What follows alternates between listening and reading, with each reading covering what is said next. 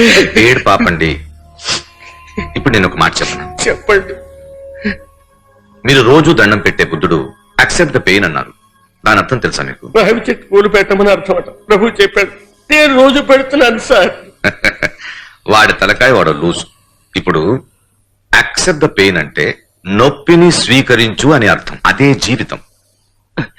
ఏమిటి సార్ అర్థం లేకుండా నొప్పిని ఎందుకు భరించాలి? చెప్తాను వినండి. మీరు మీ ఊళ్ళో రోజు జిమ్ పోయేవాడు ఉన్నారుగా? అవును. ఏమి యాక్షన్ హీరో అర్నాల్డ్ కూడా జిమ్ కు వెళ్లేవాడుగా? అవును. జిమ్ లో ఏం చెప్పారు? ఏం చెప్పారు? మీరు ఇలా ప్రాక్టీస్ చేస్తున్నప్పుడు, ఎక్సర్సైజ్ చేస్తున్నప్పుడు ఈ కండలు నొప్పుడుతాయిగా? అవును. నొప్పి వస్తే ఆ కండలు గట్టిగా బలంగా ఉంటాయనే కదా అర్థం.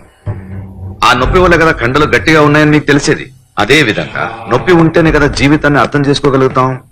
ఇలా చూడండి, మీ అల్లుడు మీ అమ్మాయిల ఎడబాటు వాళ్ళకి ఒకరి మీద ఒకరికున్న ప్రేమను పెంచుతుంది.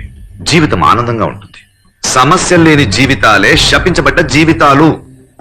మీ ప్రశాంతంగా ఉన్న బుద్ధుడు, యాక్షన్ హీరో అర్నాల్డ్ గారు ఒకే విషయాన్ని చెప్తున్నారు. నొప్పిని స్వీకరిస్తే సుఖంగా ఉండొచ్చని.